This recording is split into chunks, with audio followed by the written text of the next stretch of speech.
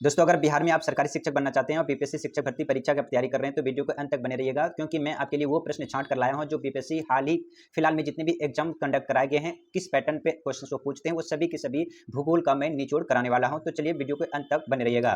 देखिए, अभी हाल ही में बीपीएससी जो 67वां बीपीएससी 2022 हुआ था, वो क्वेश्चन किस प्रकार पूछा उसको देख लेते हैं। कह रहे कि निम्नलिखित में से कौन सी एक मीठे पानी की झील है। तो आपको बता दें, जो चिल्का झील है ये उड़ीसा में है और ये भी मीठे पानी की झील है। जो ये वुलर झील है ये जम्मू कश्मीर में है और ये भी मीठे पानी का झील है। जो लोकटक झील है ये है मणिपुर में है और ये एक फ्लोटिंग लेक के नाम से भी जाना जाता है, लोकटक झील, और ये कहाँ है, मणिपुर में है। तो यहाँ पे देखिए एक से ज्यादा है, तो इसलिए यहाँ पे हमारा जो ऑप्शन हो जाएगा, ऑप्शन नंबर ई हो जाएगा आंसर। ठीक है, तो देखते हैं बीपीएससी किस तरीके से क्वेश्चंस को पुट अप करता है। अगर आपको ये सारी जानकारी नहीं होगा तो आराम से पहला ही नंबर आपका गलत हो जाएगा और आप नेगेटिव मार्क्स ले आएंगे। ठीक है, तो इसलिए मैं कहता हूँ आप इस चैनल पर नए तो कृपया चैनल को सब्सक्राइब कर लीजिएगा, ताकि मैं प्रत्येक दिन आपके लिए वो प्रश्न लेकर आता रहूँ और हमें मोटिवेशन मिले कि हाँ की कैंडिडेट को अच्छा लग रहा है और आपको अच्छा कंटेंट भी मिल रहा है। तो चलिए आगे देख लेते हैं और इसके बारे में क्या कुछ खास है। तो यहाँ पे देखिए, जो वुलर झील है वो कहाँ है, जम्मू कश्मीर में है। लोकटक कहाँ है, लोकटक झील को लोकताक भी कहते हैं, ये मणिपुर में है और ये मीठे पानी की झील है। जबकि जो चिल्का झील है वो कहाँ है, उड़ीसा है। और जो सांभर झील है वो कहाँ है, राजस्थान है। जो ये सांभर झील है वो खारे पानी का झील है, तो इस बात को भी आपको याद रखना है।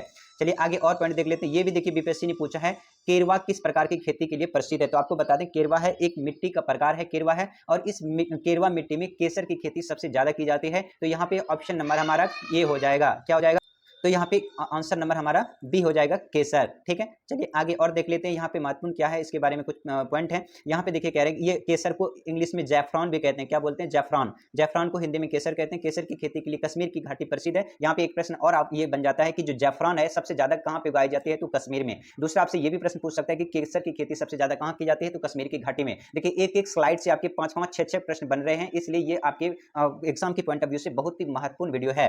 ठीक है, जो और ये इस तरीके सारे महत्वपूर्ण है जितने भी आगे क्वेश्चंस में लिख छांट कर लाया हूं। अब यहाँ जो कि केरवा मिट्टी है, केरवा मिट्टी को वुदूर भी कहते हैं, उपजाई जाती है और ये ताजे जल द्वारा जमा की गई मिट्टी होता है। ठीक है, मतलब कि यहाँ पे देखिए ताजे मिट्टी का मतलब होता है, मान लीजिए कि ये नदी बह रही है और इस नदी में बाढ़ के द्वारा जो मिट्टी लाई जाती है उसको नई मिट्टी को क्या बोलते हैं, खादर बोलते हैं, ये भी याद रखेगा। ठीक है, और जो इसकी जो पुरानी मिट्टी होती है, जो नदी के द्वारा पहले मिट्टी लाई गई होती है, जो पुरानी है, ये जो खादर है ये न्यू होता है, और जो नई मिट्टी होते हैं उसको बांगर बोलते हैं। क्या बोलते हैं, बांगर बोलते हैं। ठीक है, बांगर बोलते हैं। ये भी पेपर में पूछा जाता है कि खादर क्या है, बांगर क्या है। तो जो नदी द्वारा जो नए जलोढ़ मिट्टी होती है जो लाता है तो उसको खादर बोलते हैं, और जो नदी या नहर के द्वारा जो मिट्टी पुरानी लाई गई होती है उसको क्या बोलते हैं, बांगर बोलते हैं। तो इस पॉइंट को आप याद रखिएगा। चलिए अगला और पॉइंट देख लेते हैं जो महत्वपूर्ण है, पेपर में पूछा है, निम्नलिखित में से कौन सा एक सबसे सूखा स्थान है। तो आप सभी जानते हैं कि ये मुंबई, दिल्ली, बेंगलुरु, इन सब में से सामान्यतः बारिश होती है, लेकिन जो लेह है, लेह लद्दाख जो है, यहाँ पर सामान्यतः वर्षा बहुत कम होती है और इसलिए यहाँ पर सूखा ज्यादा पड़ जाता है। तो यहाँ पे हमारा जो आंसर हो जाएगा वो सी हो जाएगा। अगला यहाँ पे देख लीजिए, कुछ और महत्वपूर्ण फैक्ट है जो कह रहा है कि लेह जो है भारत में सबसे कम वर्षा का क्षेत्र है। वैसे तो आप जानते हैं कि भारत में सबसे कम वर्षा राजस्थान में होता है, जैसलमेर में, लेकिन जो लेह लद्दाख है वहां पे भी, लेह में भी बहुत कम वर्षा होती है। यह भारत का सबसे शुष्क स्थल है। कैसे है, शुष्क, और ठंड भी उधर ज्यादा पड़ती है। ठीक है, आगे और प्रश्न देखिए जो बीपीएससी में हाल ही में पूछा है, कह रहा है कि भारत की सर्वाधिक वर्षा मुख्यतः प्राप्त होती है। तो जो सर्वाधिक वर्षा होती है वो दक्षिणी पश्चिम मानसून से वर्षा होती है, दक्षिणी पश्चिम मानसून से।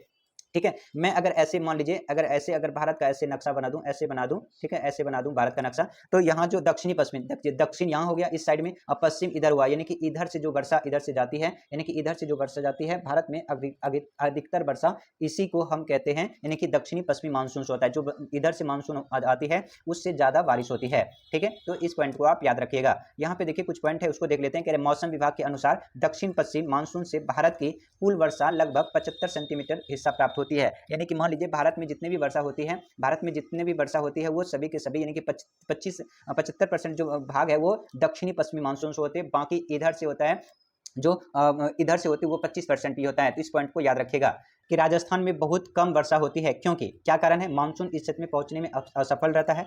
यहाँ बहुत गर्मी होती है, लेकिन मानसून असफल नहीं पहुंचा, लेकिन ये मुख्य कारण यही नहीं है। गर्मी बहुत होती तो है, लेकिन इसका मुख्य कारण नहीं है कि वर्षा नहीं, यह जल उपलब्ध नहीं है। इस प्रकार देखिए, ऐसा नहीं है कि राजस्थान में जल उपलब्ध नहीं है, जल तो है, लेकिन पूरे राजस्थान में उस मात्रा में नहीं है। हवाएं किसी प्रकार, जी हाँ, यहाँ पे देखिए पॉइंट नंबर डी हो जाएगा। कैसे डी हो जाएगा, यहाँ पे देखिए, अगर मैं इसको थोड़ा सा मैप में समझने की कोशिश करते हैं, तो अगर आप मैप इस तरह से देखेंगे, तो कुछ है कि राजस्थान इस एरिया में पड़ता है, और यहाँ पे क्या है, अरावली पर्वत है, अरावली पर्वत है।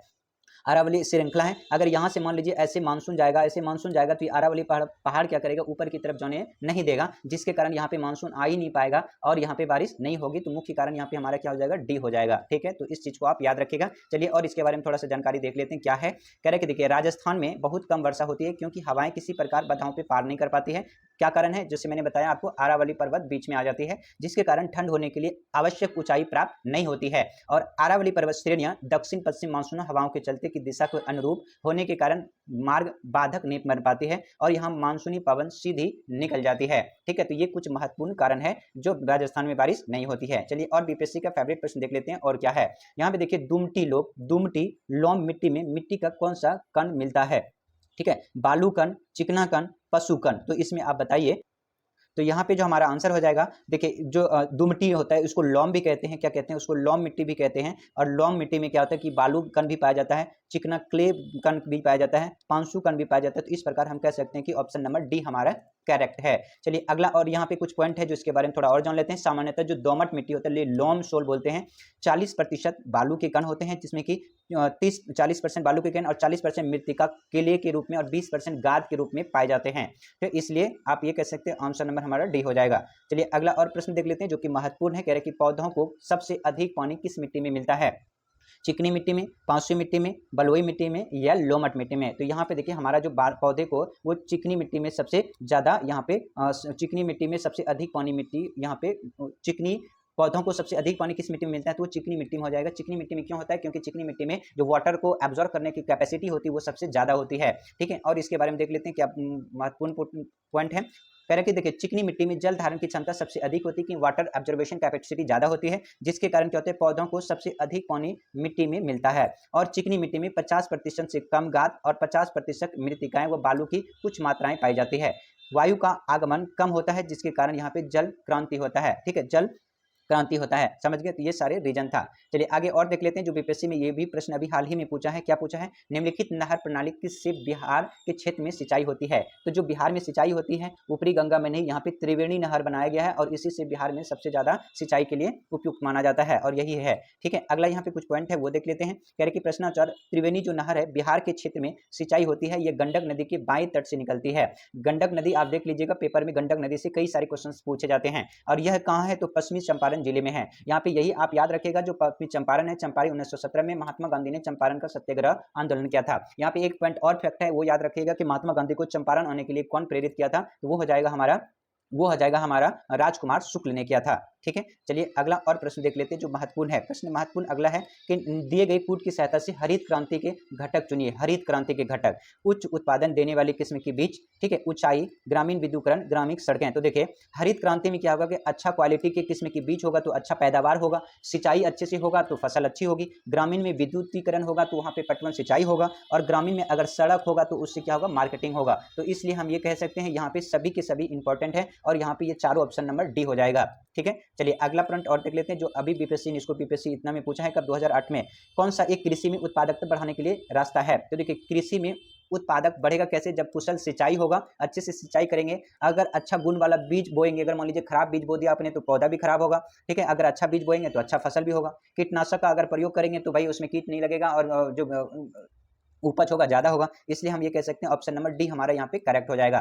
चलिए आगे और प्रश्न देख लेते हैं जो बीपीएससी ने हाल ही में पूछा है वो इंद्रधनुषी क्रांति क्या है। तो आप सभी जानते हैं कि भारत में कई सारे क्रांति का शुभ आरंभ किया गया था, जैसे कि श्वेत क्रांति, ठीक है, नील क्रांति, हरित क्रांति। तो जो इंद्रधनुष क्रांति है वो 2000 ईस्वी में, कब, 2000 गवर्नमेंट ऑफ इंडिया ने 2000 ईस्वी में सभी तरह की क्रांति की शुरुआत की गई थी, ताकि इससे क्या होगा कि अच्छा प्रोडक्शन हो और इससे लोगों को रोजगार भी मिले और लोगों की रोजी रोटी चल सके। तो यहाँ पे देखिए पहला क्या हरित क्रांति है, तो हरित क्रांति कृषि से संबंधित है, जिसमें कि लोगों को गेहूं, चावल, इन सब की क्या है कि अच्छा से अच्छा प्रोडक्शन करे। उसके बाद श्वेत क्रांति की बात करें तो जो श्वेत क्रांति है ये दूध से उत्पादन के संबंधित है, डेयरी मिल्क से संबंधित, डेयरी मिल्क नहीं, डेयरी यानी दूध डेयरी से संबंधित है। नीली क्रांति की बात करें तो नीली क्रांति ये मत्स्य उत्पादन यानी कि मछली के उत्पादन से संबंधित है, जो लोग क्या है मछली को तालाब खुदवाकर और बांध पोखर में, तालाब में मछली की उत्पादन करते हैं। तो यहाँ पे ए बी सी यानी कि तीनों हो जाएगा, तो ऑप्शन नंबर हमारा डी हो जाएगा। चलिए आगे और देख लेते हैं जो महत्वपूर्ण पॉइंट है। कह रहे देखिए 2000 में केंद्र सरकार ने राष्ट्रीय कृषि नीति की घोषणा किया था और इसी नीति के तहत इंद्रधनुषी क्रांति की परिकल्पना की गई थी और प्रत्यक्ष और अप्रत्यक्ष रूप से कृषि के क्षेत्र में संबंधित ये क्रांति शामिल किया गया, जैसे कि हरित क्रांति, श्वेत क्रांति, पीली क्रांति, नीली क्रांति, लाल क्रांति। देखिए हरित क्रांति देखिए क्या है, देसी गेहूं चावल इनसे रिलेटेड है। श्वेत क्रांति दूध से है। पीली क्रांति जो है दलहन तिलहन के लिए है। नीली क्रांति मछली के लिए है। और जो लाल क्रांति है ये टमाटर क्रांति बाकी मांस वगैरह के लिए क्रांति है। सुनहरी क्रांति आप सभी झींगा मछली के उत्पादन है, प्याज के लिए सुनहरी है। भूरी क्रांति जो है, भूरी क्रांति जो है ये उर्वरक खाद के लिए भूरी क्रांति है। इसके अलावा जो रजत क्रांति है अंडा के लिए है। तो ये सभी क्रांति को आप याद रखिएगा, पेपर की पॉइंट ऑफ व्यू से बहुत ही महत्वपूर्ण है। अगला और देख लेते हैं, जो बीपीएससी ने अभी हाल ही में प्रश्न पूछा वो देख लेते हैं, काली क्रांति। तो अभी देखिए हमने वहां पे काली क्रांति देखा, तो ये जो है कच्चा तेल उत्पादन से है। मत्स्य के लिए नीली उत्पादन है, ठीक है, तो ये याद रखिएगा। चलिए आगे और पॉइंट देख लेते हैं जो महत्वपूर्ण है। यहाँ पे क्या प्रश्न है, कह रहे काली क्रांति संबंध कच्चा तेल उत्पादन से है। अन्य प्रमुख क्रांतियां भी है, जैसे गुलाबी क्रांति किससे है, प्याज से है, ठीक है। नीली क्रांति मछली से है। हरित क्रांति खाद्य एवं उत्पादन से है। और लाल क्रांति मांस और टमाटर से है। पीली क्रांति तिलहन से है। तो ये भी बहुत महत्वपूर्ण है। इस वाले स्लाइड से आपके 6 से 7 प्रश्न बन रहे हैं, और इसलिए मैं कहता हूं कि आपको जो है प्रत्येक स्लाइड से 6 से 7 प्रश्न प्रत्येक स्लाइड में आपको देखने को मिल रहा है। और ये सभी के सभी जो प्रश्न है और सभी के सभी पॉइंट है बीपीएससी के डिक्शनरी में है, इसलिए आपसे ये बहुत इंपॉर्टेंट हो जाता है कि आपके एग्जाम के पॉइंट ऑफ व्यू से कि वहां पे भी पूछने की ज्यादा संभावना है। ठीक है, चलिए आगे प्रश्न यहाँ पे देख लेते हैं, क्या है भारत का अधिकतम गेहूं का उत्पादन। तो जो भारत का जो अधिकतम गेहूं का उत्पादन होता है वो उत्तर प्रदेश में सबसे ज्यादा गेहूं का उत्पादन होता है। अगला और पॉइंट देख लीजिए, सबसे ज्यादा गेहूं कहाँ पैदा होता है, तो वही अभी अभी बताया कहाँ, उत्तर प्रदेश। और यहाँ पे सबसे ज्यादा उत्तर प्रदेश की बात करें तो यहाँ पे सबसे ज्यादा जो गन्ना है, गन्ना भी सबसे ज्यादा कहाँ, उत्तर प्रदेश में होता है। और इसलिए भारत में गन्ना चीनी का कटोरा उत्तर प्रदेश को कहा जाता है। अगर विश्व में किसी चीनी को कटोरा बोला जाता है तो क्यूबा को बोला जाता है, भारत में उत्तर प्रदेश को, क्योंकि सबसे ज्यादा गन्ना उत्तर प्रदेश में ही होता है। और जहां पे गन्ना होगा तो वहीं पे साफ जाहिर है चीनी भी होगा। ठीक है, चलिए अगला प्रश्न देख लेते हैं जो बहुत महत्वपूर्ण है। कह रहा है भारत के किन राज्यों में गन्ना सबसे ज्यादा पैदा होता है। तो अभी मैंने बताया, तो वो हो जाएगा बिहार और उत्तर प्रदेश में सबसे ज्यादा गन्ना का उत्पादन होता है। अगला प्रश्न और देख लीजिए, क्या है भारत में निम्नलिखित राज्यों में से किसे चीनी का कटोरा कहा जाता है। अभी मैंने आपको बताया, तो हो जाएगा उत्तर प्रदेश। देखिए कितना महत्वपूर्ण प्रश्न है, और ये इससे कितने सारे प्रश्न आपके एग्जाम में पूछा गया है और बीपीएससी के द्वारा। ठीक है, पहले दोस्तों अगर आपने अभी तक चैनल को सब्सक्राइब नहीं किया तो कृपया चैनल को जल्द से जल्द सब्सक्राइब कर लीजिएगा, ताकि हमें मोटिवेशन मिले और आपके लिए मैं यूं ही छांट कर प्रश्न को कराता रहूं। भारत में एकमात्र राज्य जो केसर के उत्पादन में, भी शुरू में मैंने बताया कि केसर सिर्फ एक राज्य है, जो है वो कौन सा, जम्मू कश्मीर, वहीं पर केसर के उत्पादन होता है। ठीक है, चलिए आगे और यहाँ पे कुछ पॉइंट बता दूं, तो मेघालय में सबसे ज्यादा बारिश होता है, जो मानसून राउंड मेघालय में है। ठीक है, और अगर मैं असम के बारे में बात करता हूं तो जो ये असम है, यहीं पे एक वो है नेशनल पार्क है जिसका नाम है कौन सा कौन सा नेशनल पार्क है असम में, तो यहाँ पे काजीरंगा नेशनल पार्क है, जो एक सिंग वाले गैंडे के लिए प्रसिद्ध है। और जिम कॉर्बेट नेशनल पार्क की बात करें तो वो हो जाएगा उत्तराखंड में है, याद रखिएगा। चलिए अगला और प्रश्न है जो महत्वपूर्ण है आपके एग्जाम के पॉइंट ऑफ व्यू से, कह रहे हैं निम्नलिखित में से नकदी फसल कौन सी नहीं है। तो देखिए, जो सबसे पहले हमें ये जानना है कि नकदी फसल होता क्या है। नकदी फसल का मतलब होता है कि आपने उगाया और मार्केट में बेच दिया, आपको पैसा मिल गया, तो नकदी फसल हुआ। गन्ना की बात करें तो गन्ना को आपने उगाया, मार्केट में बेच दिया, तो आपसे पैसा मिल गया, तो नकदी हो गया। मूंगफली भी नकदी हो गया, जूट भी नकदी हो गया, लेकिन सी जो है ज्वार नकदी फसल नहीं है। ठीक है, ज्वार को आपने काट के बाद उसका तैयारी करोगे, घर लाओगे, उसके बाद बेचोगे, तब पैसा मिलेगा, डायरेक्ट आपको खेत से नहीं बिकेगा। ठीक है, तो याद रखिएगा। चलिए अगला और पॉइंट देख लेते हैं, यहाँ पे क्या है कि ज्वार जो है वो नकदी फसल नहीं है। आर्थिक समीक्षा भारत सरकार के अनुसार जो खाद्य फसलें होते हैं या खाद्य फसल है, चावल, गेहूं, मक्का, मोटे अनाज, ये दलहन। गेहूं गैर खाद्य फसलें कौन सी है, नकदी फसल। ठीक है, जो गैर खाद्य फसलें होते हैं उसको नकदी फसल बोलते हैं, जैसे तिलहन, मूंगफली, रैपसीड होते, सरसों, रेशेदार कपास, ये सारे जूट, ये सारे क्या हैं, ये सारे नकदी फसल हैं। इसको याद रखिएगा, इस स्लाइड में भी बहुत इंपॉर्टेंट चीजें हैं और ये कहीं ना कहीं एग्जाम में आपको जरूर देखने को मिलेगा। बागानी फसलें जो चाय, कॉफी, रबड़, अन्य, गन्ना, ये तमाकू, सारे क्या है, बागानी फसलें हैं। तो देखिए बागानी फसलें चाय, कॉफी, रबड़, अन्य फसलें हो गया। तिलहन फसलें ये सारे रैपिड सरसों हो गया। ठीक है, ये सारे कौन सी नकदी फसलें हैं। और खाद्य फसलें चावल, गेहूं, मक्का, मोटे अनाज हो गया। तो इस पॉइंट को आप याद रखिएगा। ठीक है, चलिए आगे और देख लेते हैं जो बीपीएससी ने अभी हाल ही में पूछा है, भारत के कौन से 2 राज्य सबसे बड़े पैमाने पर लौह अयस्क संपन्न है। लौह अयस्क यानी कि सबसे ज्यादा वहां पे लौह अयस्क मिलता है। तो आप एक राज्य तो आपको याद होगा, उड़ीसा, और ये कौन सा हो जाएगा, मध्य प्रदेश। यहाँ पे लौह अयस्क सबसे ज्यादा मात्रा में होता है, और दलहन की खेती भी यहाँ पे सबसे ज्यादा होता है, कहाँ पे, मध्य प्रदेश में। आगे और देख लेते हैं यहाँ पे क्या क्या कह रखे, इंडियन मिनरल्स ईयर बुक 2020 के अनुसार हेमेटाइट के प्रमुख भंडारण राज्य उड़ीसा एवं झारखंड, छत्तीसगढ़ है, तथा मैग्नाटाइट के प्रमुख भंडारण राज्य कहाँ है, कर्नाटक है, आंध्र प्रदेश है, राजस्थान है। मध्य प्रदेश और उड़ीसा विकल्प इसलिए हमारा क्या था, वहां पे सही था। चलिए आगे और पॉइंट देख लेते हैं जो बीपीएससी ने पूछा है, निम्नलिखित लौह अयस्क में सबसे बेलाडीला में किसका खनन होता है। कौन सा, बेलाडीला में कौन सा खनन होता है, तो ठीक है। तो यहाँ पे हमारा कौन सा हो जाएगा, ऑप्शन नंबर हमारा क्या हो जाएगा कि जो अयस्क में है बेलाडीला वो क्या है कि हेमेटाइट। हेमेटाइट क्या होता है, लोहे के प्रकार होता है, तो इसलिए यहाँ पे हेमेटाइट आंसर हो जाएगा। चलिए और आगे हम इसके आगे कुछ महत्वपूर्ण फैक्ट देख लेते हैं इसके बारे में। जो देखिए बेलाडीला खान है वो छत्तीसगढ़ के दंतेवाड़ा जिले में स्थित है और यहाँ पर हेमेटाइट लोह अयस्क का खनन किया जाता है।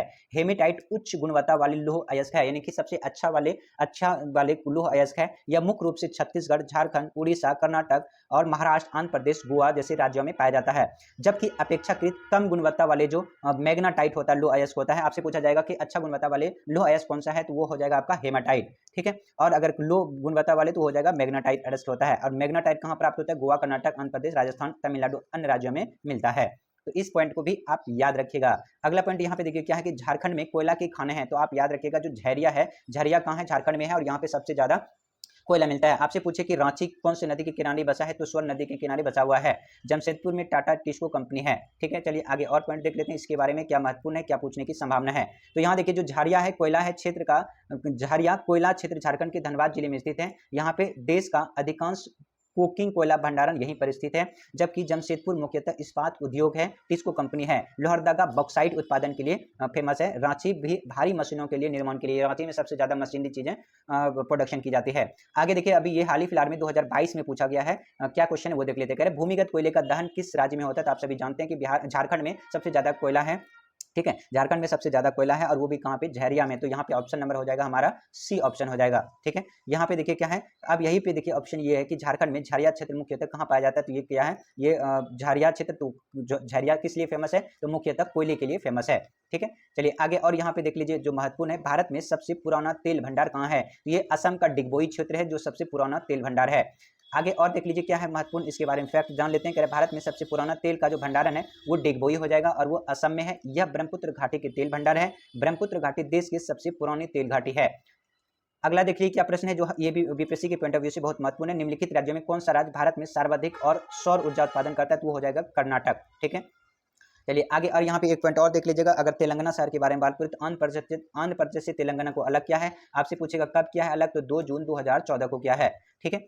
चलिए अगर आपसे यहाँ और पूछ ले कि राजस्थान के बारे में, तो राजस्थान सबसे बड़ा क्षेत्रफल की दृष्टि से है और सबसे छोटा क्षेत्रफल की दृष्टि से क्या है, गोवा है। ठीक है। चलिए अगला और प्रश्न देख लेते हैं जो महत्वपूर्ण है। कर्नाटक जो है वो कर्नाटक में जो यहाँ पे ये रिपोर्ट है 31 मार्च 2021 के अनुसार कि कर्नाटक में सौर ऊर्जा सबसे ज्यादा यहाँ 7355 मेगावाट है और इसके बाद राजस्थान में इतना मेगावाट है, आंध्र प्रदेश इतना है, तेलंगाना में इतना है। तो ये तो खैर रिपोर्ट 2021 के बारे में, अभी कुछ नया आया होगा तो उसको आप देख लीजिएगा। चलिए आगे प्रश्न है वो देख लेते हैं। कह रहा है टिस्को संयंत्र किसके नजदीक है, तो आप सभी जानते हैं जो टिस्को है वो टाटा नगर है। टाटा नगर जमशेदपुर के नजदीक है। यहाँ पे देखिए क्या है, यही प्रश्न, TISCO Tata iron and steel company limited है जो टाटा स्टील भारत की प्रमुख इस्पात कंपनी है। और टाटा नगर कहाँ है, जमशेदपुर। जमशेदपुर को ही टाटा नगर बोला जाता है और इसकी कारखाना की स्थापना कब किया था, 1907 में ही। और यहीं पे सूरत में एक अधिवेशन हुआ था 1907 में, तो ये भी आप याद रखेगा। आगे और महत्वपूर्ण है, कह रहे बिहार में डालमिया नगर प्रमुख किस लिए फेमस है, तो सीमेंट के लिए। कहेगा बिहार में सबसे ज्यादा सीमेंट कौन से जिला में उत्पादन किया जाता है, बनाया जाता है, तो हो जाएगा डालमिया। और डालमिया सीमेंट कहाँ पे, बिहार में डालमिया नगर है, वहीं पर सीमेंट की ज्यादा प्रसिद्ध है। और इस यहाँ पे अतिरिक्त चीनी, कागज, केमिकल आदि उद्योग भी स्थापित है। कहाँ पे, डालमिया नगर में, जो कहाँ है, बिहार में है। अगला प्रश्न है जो महत्वपूर्ण है वो देख लीजिए। बिहार में डालमिया नगर किसके लिए फेमस है, तो अभी बताया वो सीमेंट के लिए है। यहाँ पे देखिए प्रश्न अगला है, कह रहे कि निम्नलिखित स्थानों में कहाँ तांबा का उद्योग स्थापित है, तो आप सभी जानते हैं तांबा सबसे ज्यादा कहाँ पे, राजस्थान जो खेतड़ी है वहीं से निकाला जाता है, तो उद्योग भी वहीं पे स्थापित होगा, तो वो कहाँ है, खेतड़ी। ठीक है। अगर हम तारापुर के बारे में, तो ये विद्युत ऊर्जा संयंत्र यानी परमाणु विद्युत ऊर्जा संयंत्र है तारापुर। और ये कहाँ है, देखिए जो कलपक्कल, अगर हम इसको ऐसे मैप में देख लेते हैं, मैप में ऐसे देख लेते हैं ऐसे, तो यहाँ पे क्या है, कलपक्कम है। और यहीं पे अगर यहाँ पे उत्तर प्रदेश में यहाँ पे नरोरा है और यहाँ पे तारापुर है जो कि महाराष्ट्र में है। ठीक है। और ये क्या है, परमाणु विद्युत ऊर्जा संयंत्र है। ठीक है। हाँ, और बाकी सारे यहाँ पे आपने देख लिया, तो यहाँ पे और देख लीजिए कुछ महत्वपूर्ण फैक्ट है वो कि खेतड़ी राजस्थान के झुंझुनू जिले में स्थित है। यहाँ पे तांबा उद्योग के प्रसिद्ध हैं, क्या, कहाँ पर, झुंझुनू। कहाँ है, राजस्थान में, किस जगह पे, खेतड़ी पे। यहाँ तांबे की खदानें पाई जाती है। हिंदुस्तान कॉपर लिमिटेड के अधीन यहाँ कॉपर प्रोजेक्ट लाया जा रहा है। ठीक है। जबकि तारापुर परमाणु ऊर्जा टीटा कागज उद्योग, ठीक है, जो टीटागढ़ है वो कागज उद्योग के लिए है, रांची इंजीनियरिंग के लिए उद्योग के लिए प्रसिद्ध है। तो ये सभी पॉइंट को आप याद रखिएगा, इसको भी एक बार आप और इसको अच्छे से देख लीजिएगा। ठीक है। अब यहाँ पे देखिए राजस्थान राज्य का खेतड़ी बेल्ट किस लिए प्रसिद्ध है? तो अभी मैंने आपको बताया कि राजस्थान में खेतड़ी यानी कि तांबा सबसे ज्यादा वहां पे होता है, और वही क्या है, तांबा, तो यही हो जाएगा हमारा आंसर। ठीक है, चलिए अगला और प्रश्न देख लेते हैं, इसके बारे में कुछ और महत्वपूर्ण फैक्ट देख लेते हैं। राजस्थान राज्य का खेतड़ी बेल्ट तांबा उत्पादन के लिए प्रसिद्ध है। राजस्थान राज्य के झुंझुनू जिले में स्थित है और ये तांबा धारवाड़ शिलाओं के रंध्रों में पाया जाता है। भारत में शीर्ष ताम्र अयस्क भंडार क्रमशः राजस्थान, झारखंड, मध्य प्रदेश, यानी कि ये 3 राज्य है, राजस्थान, झारखंड और मध्य प्रदेश। प्यारे दोस्तों, ये सभी के सभी महत्वपूर्ण कंटेंट हैं और ये सारे ये है प्रीमियम कंटेंट है, पेड वाला वो मैं आपको करा रहा हूं, और इसलिए आपको कि आपको यहाँ पे क्या करना है, कुछ नहीं, सबसे ज़्यादा आपको यही है कि आपको चैनल को जल्दी से सब्सक्राइब कर लेना है ताकि हमें मोटिवेशन मिले, और मैं ऐसे ही छांट कर जो महत्वपूर्ण है और बीपीएससी ने कई बार एग्जाम पूछा है वो मैं आपको करा दूं। यहाँ पे देखिए स्वर्ण चतुर्भुज क्या है, स्वर्णिम चतुर्भुज क्या है, तो यहाँ पे आप याद रखिएगा ये एक राष्ट्रीय राजमार्ग परियोजना है। कैसी परियोजना है, तो यहाँ पे देखिए, अगर थोड़ा सा अगर यहाँ पे मैप देख लें तो मैप देख लें तो मैप में कुछ इस प्रकार देखिएगा, इस प्रकार देखिएगा। ठीक है, मैप में कुछ इस प्रकार देखिएगा, तो ये भारत हो गया। भारत में यहाँ पे है क्या, यहाँ पे दिल्ली है, यहाँ पे क्या है, मुंबई है, दिल्ली, मुंबई, चेन्नई और कलकत्ता। यहाँ पे इस तरीके से रोडों के द्वारा क्या है, इसको जोड़ा गया है, यानी कि इसी को स्वर्णिम चतुर्भुज बोला जाता है। और ये एक राष्ट्रीय राज्य परियोजना है जो कि यहाँ पे ये शहर को, चारों शहर को ऐसे जोड़ती है, तो याद रखिएगा। और यहाँ पे कुछ फैक्ट देख लेते हैं इसके बारे में। यहाँ पे देखिए क्या है कि स्वर्णिम चतुर्भुज यानी गोल्डन क्वाड्रिलेटरल है, राष्ट्रीय राजमार्ग है, परियोजना है जिसकी शुरुआत 2001 में हुई थी और इसके माध्यम से देश के 4 प्रमुख महानगर दिल्ली, मुंबई, चेन्नई, कोलकाता सड़क मार्ग से जोड़ना है। ठीक है दोस्तों, अगर अभी तक आपने चैनल को सब्सक्राइब नहीं किया है तो जल्दी से सब्सक्राइब कर लीजिए, ताकि वही मेरा गुरु दक्षिणा है और वही मेरा फ्यूल है, ताकि हमें मोटिवेशन मिलेगा हाँ कि मैं आपके लिए सही कर रहा हूं। ठीक है, चलिए आगे देखिए, निम्न हिमालय पर्वत श्रेणी में किस पर्वत में श्रेणी का अटल टनल पार करते हैं, तो यहाँ पे देखिए जासकरनी, पीरपंजानी, तो यहाँ पे हो जाएगा ऑप्शन नंबर हमारा पूर्वी पीरपंजाल। इसके बारे में और फैक्ट देख लेते हैं क्या है। कह रहे जो ये अटल टनल है इसकी जो किलोमीटर है 9.02 किलोमीटर है। अटल टनल के हिमालय के पूर्वी पीर पंजाल श्रृंखला में स्थित है। पूरे वर्ष मनाली लोह स्पीति घाटी से जोड़ कर रखती है और निर्माण सीमा सड़क संगठन द्वारा किया गया है और सामरिक दृष्टि से महत्वपूर्ण। 2002 में तत्कालीन प्रधानमंत्री अटल बिहारी वाजपेयी ने टनल की आधारशिला रखी थी, लेकिन उसके बाद 3 अक्टूबर 2020 को रोहतांग हिमाचल प्रदेश में प्रधानमंत्री नरेंद्र मोदी ने अटल टनल का उद्घाटन किया। ठीक है, इसलिए ये फेमस हो जाता है, इसको याद रखिएगा, क्योंकि अटल बिहारी ने नींव रखा था, इसलिए अटल टनल के नाम से जाना जाता है। अगला पॉइंट देख लीजिए जो महत्वपूर्ण है, कह रहे कि देखिए भारतवर्ष में सर्वप्रथम दूरभाषा का प्रारंभ कब हुआ, तो आपको यहाँ पे बता दें दूरभाषा का यहाँ पे 1950 में ही आता, कोई सा भी आंसर नहीं है, तो ये सारे आंसर गलत है। चलिए ठीक है, यहाँ पे और देख लेते हैं क्या है। ठीक है, इसके बारे में यहाँ पे देखिए कुछ पॉइंट है यही कि भारत में जो सर्वप्रथम टेलीग्राफ है ये 1850 में सर्वप्रथम टेलीग्राफ शुरू कहाँ से कहाँ, कोलकाता से डायमंड हार्बर के बीच शुरू हुआ था। और 1881 ईस्वी में इंग्लैंड की ओरिएंटल टेलीफोन कंपनी ने भारत में कलकत्ता, बॉम्बे, मद्रास, अहमदाबाद तथा कराची तत्कालीन भारत में टेलीफोन एक्सचेंज स्थापित किए, जो कि 28 जनवरी 1882 को टेलीफोन सेवा की औपचारिक स्थापना की गई, तो इसको याद रखिएगा। ठीक है, चलिए तो ये था कुछ महत्वपूर्ण प्रश्न जो कि बीपीएससी के द्वारा बार बार किसी न किसी एग्जाम में पूछा गया, या वो बिहार पुलिस हो, ठीक है, या फिर बिहार में बीपीएससी हो। ठीक है, कई बार ये सारे प्रश्न पूछे गए थे, इसलिए वही प्रश्न मैं आपको कराया हूं। अगर आप इस चैनल पे अभी तक अपने चैनल को सब्सक्राइब नहीं किया तो चैनल को सब्सक्राइब कर लीजिएगा। सब्सक्राइब करने के आपके कोई भी पैसे नहीं लगते हैं। इससे हमें क्या होता है, हमें मोटिवेशन मिलता है कि हाँ, ताकि आपके तक वीडियो को पहुंच रहा है और आपके एग्जाम के पॉइंट ऑफ व्यू से बहुत महत्वपूर्ण है।